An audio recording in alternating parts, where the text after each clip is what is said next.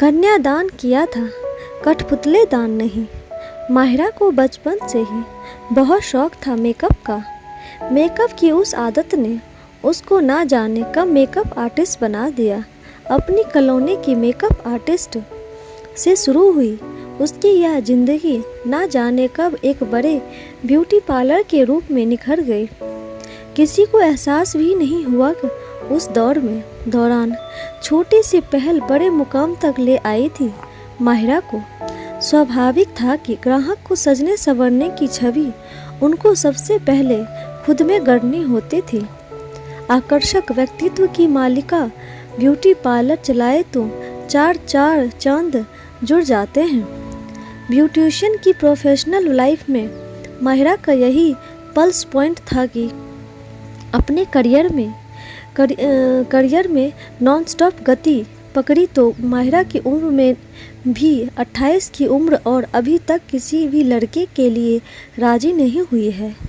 तुम्हारी बेटी कहीं ऐसा ना हो ग्राहकों को आकर्षक व्यक्तित्व में ढालने वाली ये बेटी अपनी जिंदगी वीरानी में ना गढ़े दे शशि। माहिरा के पिता के स्वर उस दिन बहुत गंभीर और तख्ल थे। पापा की जिद पर करियर के साथ शादीशुदा जिंदगी की एक और जिम्मेदारी ले ली माहिरा ने। प्रेम से विवाह करके उसको लगा कि वह जैसा सानिध्य चाहती थी वैसा सानिध्य तो जीवन साथी से मिलता ही नहीं कभी। अपने व्यवसाय में जब शाम को मुक्त होते थे दोनों तो माहिरा प्रेम के साथ चाय पीने की दबी ख्वाहिश रख उसके सामने आने का इंतजार करती। मगर प्रेम कभी दोस्तों में गहराया रहता तो कभी नाते रिश्तेदारों के साथ एक पति पत्नी से पूरी होती है। और जब वह एक फिक्रमंद पति पत्नी है तो खुदकुशी से ही सबको सुख के लिए अपने जीवन की खुशी त्याग देती है। लेकिन जब पति का साथ कभी नहीं होता तो ना खुद की और ना किसी और की खुशी से उसको सुख का एहसास होता है।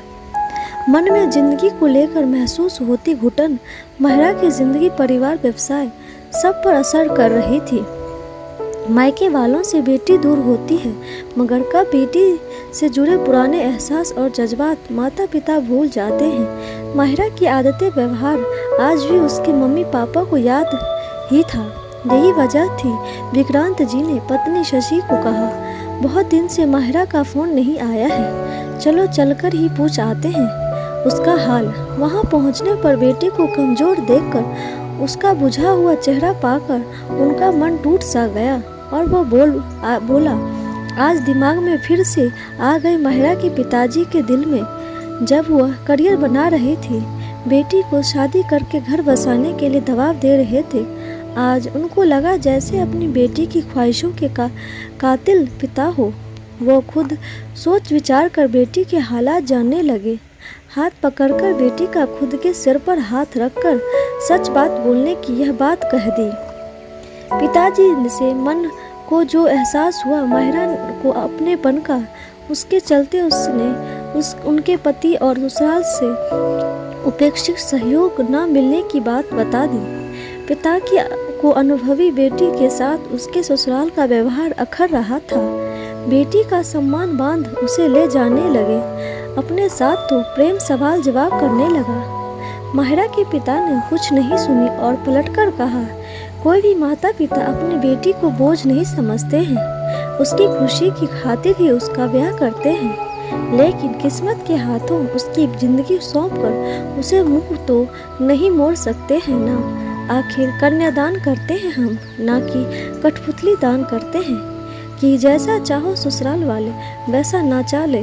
बेटी के दो घर होते हैं मगर असली घर वो होता है जहां उसके चेहरे की आभा और लबों की मुस्कुराहट ना खोए।